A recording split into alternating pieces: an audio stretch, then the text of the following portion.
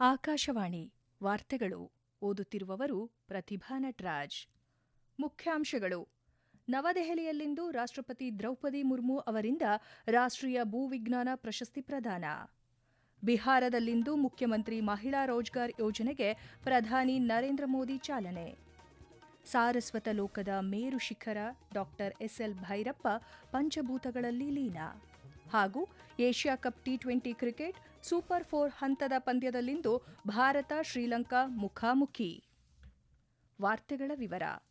ನವದೆಹಲಿಯ ರಾಷ್ಟ್ರಪತಿ ಭವನದ ಸಾಂಸ್ಕೃತಿಕ ಕೇಂದ್ರದಲ್ಲಿ ಇಂದು ನಡೆಯುವ ಸಮಾರಂಭದಲ್ಲಿ ಪ್ರತಿಷ್ಠಿತ ರಾಷ್ಟ್ರೀಯ ಭೂವಿಜ್ಞಾನ ಪ್ರಶಸ್ತಿ 2024 ಅನ್ನು ರಾಷ್ಟ್ರಪತಿ ದ್ರೌಪದಿ ಮುರ್ಮು ಪ್ರದಾನ ಮಾಡಲಿದ್ದಾರೆ. ರಾಷ್ಟ್ರೀಯ ಭೂವಿಜ್ಞಾನ ಪ್ರಶಸ್ತಿಗಳು ಭೂವಿಜ್ಞಾನ ಕ್ಷೇತ್ರದಲ್ಲಿ ದೇಶದ ಅತ್ಯಂತ ಹಳೆಯ ಮತ್ತು ಅತ್ಯಂತ ಪ್ರತಿಷ್ಠಿತ ಗೌರವಗಳಲ್ಲಿ ಒಂದಾಗಿವೆ. ಭೂವಿಜ್ಞಾನದ ವಿವಿಧ ಕ್ಷೇತ್ರಗಳಲ್ಲಿ ಅಸಾಧಾರಣ ಸಾಧನೆಗಳು ಮತ್ತು ಅತ್ಯುತ್ತಮ ಕೊಡುಗೆಗಳಿಗಾಗಿ ವ್ಯಕ್ತಿಗಳು ಮತ್ತು ತಂಡಗಳನ್ನು ಗೌರವಿಸುವುದು ಈ ಪ್ರಶಸ್ತಿಗಳ ಉದ್ದೇಶವಾಗಿದೆ. 12 ರಾಷ್ಟ್ರೀಯ ಭೂವಿಜ್ಞಾನ ಪ್ರಶಸ್ತಿಗಳನ್ನು ರಾಷ್ಟ್ರಪತಿಗಳು 20 ಭೂವಿಜ್ಞಾನಿಗಳಿಗೆ ಪ್ರದಾನ ಮಾಡಲಿದ್ದಾರೆ. ಪ್ರಶಸ್ತಿಗಳನ್ನು 3 ವಿಭಾಗಗಳಲ್ಲಿ ನೀಡಲಾಗುತ್ತದೆ. ಇದರಲ್ಲಿ ಜೀವಮಾನ ಸಾಧನೆಗಾಗಿ ರಾಷ್ಟ್ರೀಯ ಭೂವಿಜ್ಞಾನ ಪ್ರಶಸ್ತಿ, ರಾಷ್ಟ್ರೀಯ ಭೂವಿಜ್ಞಾನ ಪ್ರಶಸ್ತಿ ಮತ್ತು ರಾಷ್ಟ್ರೀಯ ಯುವ ಭೂವಿಜ್ಞಾನಿ ಪ್ರಶಸ್ತಿ ಸೇರಿವೆ. ಪ್ರಧಾನಿ ನರೇಂದ್ರ ಮೋದಿ ಅವರು ಇಂದು ವಿಡಿಯೋ ಕಾನ್ಫರೆನ್ಸ್ ಮೂಲಕ ಬಿಹಾರದ ಮುಖ್ಯಮಂತ್ರಿ ಮಹಿಳಾ ರೋಜ್ಗಾರ್ ಯೋಜನೆಯನ್ನು ಉದ್ಘಾಟಿಸಿದರು.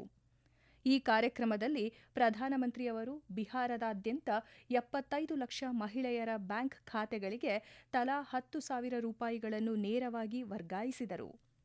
ಬಿಹಾರ ಸರ್ಕಾರದ ಈ ಉಪಕ್ರಮವು ಮಹಿಳೆಯರನ್ನು ಆತ್ಮನಿರ್ಭರರನ್ನಾಗಿ ಮಾಡುವುದು ಮತ್ತು ಸ್ವ-ಉದ್ಯೋಗ ಹಾಗೂ ಜೀವನೋಪಾಯದ ಅವಕಾಶಗಳ ಮೂಲಕ ಮಹಿಳೆಯರ ಸಬಲೀಕರಣವನ್ನು ಉತ್ತೇಜಿಸುವ ಗುರಿಯನ್ನು ಹೊಂದಿದೆ. ಈ ಯೋಜನೆಯು ಸಮುದಾಯ ಚಾಲಿತವಾಗಿದ್ದು, ಫಲಾನುಭವಿ ಮಹಿಳೆಯರನ್ನು ಸ್ವಸಹಾಯ ಗುಂಪುಗಳೊಂದಿಗೆ ಸಂಪರ್ಕಿಸುವ ಮೂಲಕ ಅವರಿಗೆ ಆರ್ಥಿಕ ಬೆಂಬಲ ಮತ್ತು ತರಬೇತಿಯನ್ನು ಒದಗಿಸುತ್ತದೆ. ಅಂಚೆ ಮತಪತ್ರಗಳ ಎಣಿಕೆಗೆ ಸಂಬಂಧಿಸಿದ ನಿಯಮಗಳನ್ನು ಚುನಾವಣಾ ಆಯೋಗ ಪರಿಷ್ಕರಿಸಿದೆ. ಅಂತಿಮ ಸುತ್ತಿನ ಇವಿಎಂ ಮತ್ತು ವಿವಿಪ್ಯಾಟ್ಗಳ ಎಣಿಕೆಯನ್ನು ಕೈಗೊಳ್ಳುವ ಮೊದಲು ಎಲ್ಲಾ ಅಂಚೆ ಮತಪತ್ರಗಳನ್ನು ಎಣಿಕೆ ಮಾಡುವುದು ಕಡ್ಡಾಯವಾಗಿದೆ. ಈ ಉಪಕ್ರಮವು ವೇಗ, ಪಾರದರ್ಶಕತೆ ಮತ್ತು ಏಕರೂಪತೆಯನ್ನು ಹೆಚ್ಚಿಸಲು ಅಂಚೆ ಮತಪತ್ರಗಳ ಎಣಿಕೆಯನ್ನು ಸುಗಮಗೊಳಿಸುವ ಗುರಿಯನ್ನು ಹೊಂದಿದೆ ಎಂದು ಆಯೋಗ ತಿಳಿಸಿದೆ.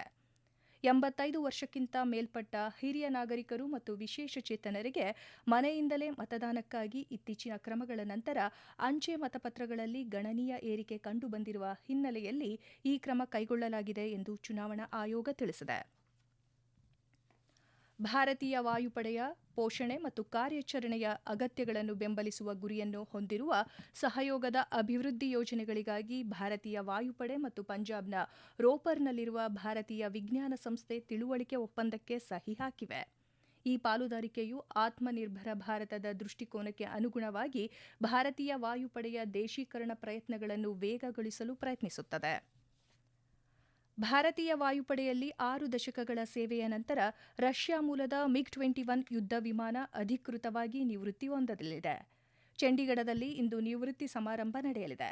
ಸಮಾರಂಭದಲ್ಲಿ ರಕ್ಷಣಾ ಸಚಿವ ರಾಜನಾಥ್ ಸಿಂಗ್ ಮುಖ್ಯ ಅತಿಥಿಯಾಗಿ ಭಾಗವಹಿಸಲಿದ್ದಾರೆ. 1960ರ ದಶಕದಲ್ಲಿ ಈ ಐಕಾನಿಕ್ ವಿಮಾನವನ್ನು ಐಎಎಫ್ಗೆ ಸೇರ್ಪಡೆ ಮಾಡಲಾಗಿತ್ತು.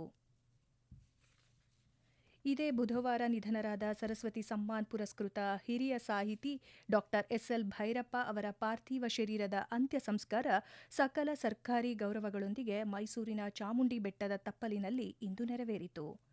ಎಸ್ಎಲ್ ಭೈರಪ್ಪ ಅವರ ಪುತ್ರರು ಅಂತಿಮ ವಿಧಿವಿಧಾನಗಳನ್ನು ನೆರವೇರಿಸಿದರು. ಇದಕ್ಕೂ ಮುನ್ನ ಸಶಸ್ತ್ರ ಮೀಸಲು ಪಡೆ 3 ಸುತ್ತಿನ ಕುಶಾಲು ತೋಪು ಹಾರಿಸಿ ಗೌರವ ಸಲ್ಲಿಸಿದರು.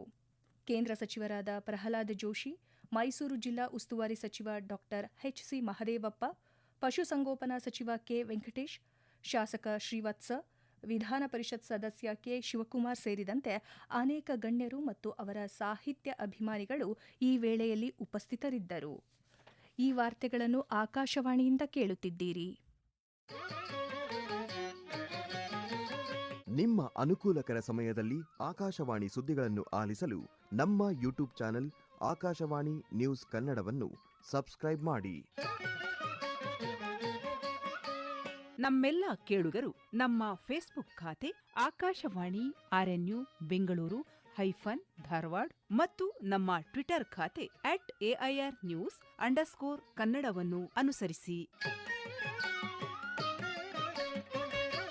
ಪ್ರಾದೇಶಿಕ ಸುದ್ದಿ ವಿಭಾಗ ಬೆಂಗಳೂರು ಹಾಗೂ ಧಾರವಾಡದ ಎಲ್ಲಾ ಸುದ್ದಿ ಸಂಚಿಕೆಗಳು ನಮ್ಮ ಸಾಮಾಜಿಕ ಮಾಧ್ಯಮ ಖಾತೆಗಳಲ್ಲಿ ಲಭ್ಯವಿರುತ್ತವೆ.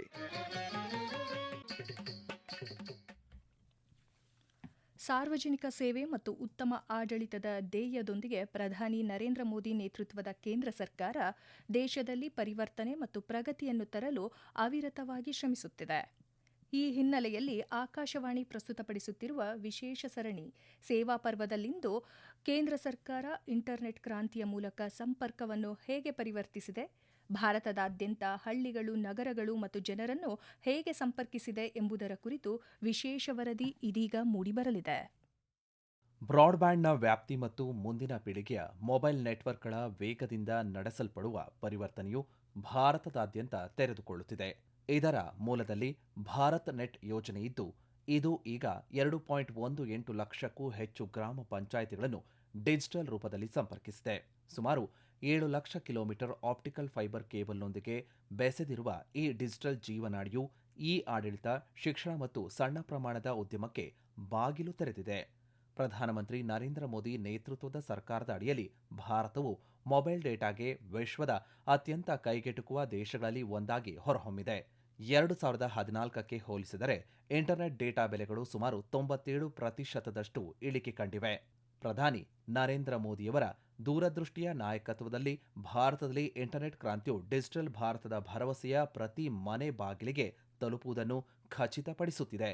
ಅದರೊಂದಿಗೆ ಅವಕಾಶ, ಘನತೆ ಮತ್ತು ಭವಿಷ್ಯದ ಭರವಸೆಯನ್ನು ಹೊಂದಿದೆ. ದುಬೈನ ಅಂತಾರಾಷ್ಟ್ರೀಯ ಕ್ರಿಕೆಟ್ ಕ್ರೀಡಾಂಗಣದಲ್ಲಿ ಇಂದು ನಡೆಯುವ ಏಷ್ಯಾ ಕಪ್ ಟಿ20 ಕ್ರಿಕೆಟ್ 2025ರ ಸೂಪರ್ 4 ಹಂತದ ಪಂದ್ಯದಲ್ಲಿ ಭಾರತ ಮತ್ತು ಶ್ರೀಲಂಕಾ ಮುಖಾಮುಖಿಯಾಗಲಿವೆ. ಪಂದ್ಯ ಭಾರತೀಯ ಕಾಲಮಾನ ರಾತ್ರಿ 8 ಗಂಟೆಗೆ ಆರಂಭವಾಗಲಿದೆ. ಇದೇ ಕ್ರೀಡಾಂಗಣದಲ್ಲಿ ನಿನ್ನೆ ರಾತ್ರಿ ನಡೆದ ಸೂಪರ್ 4 ಹಂತದ ಪಂದ್ಯದಲ್ಲಿ ಬಾಂಗ್ಲಾದೇಶವನ್ನು 11 ರನ್ಗಳಿಂದ ಸೋಲಿಸುವ ಮೂಲಕ ಪಾಕಿಸ್ತಾನ ಫೈನಲ್ ಪ್ರವೇಶಿಸಿದೆ. ಈ ಗೆಲುವಿನೊಂದಿಗೆ ಪಾಕಿಸ್ತಾನ ಇದೇ ಭಾನುವಾರ ನಡೆಯಲಿರುವ ಫೈನಲ್ ಪಂದ್ಯದಲ್ಲಿ ಭಾರತವನ್ನು ಎದುರಿಸಲಿದೆ.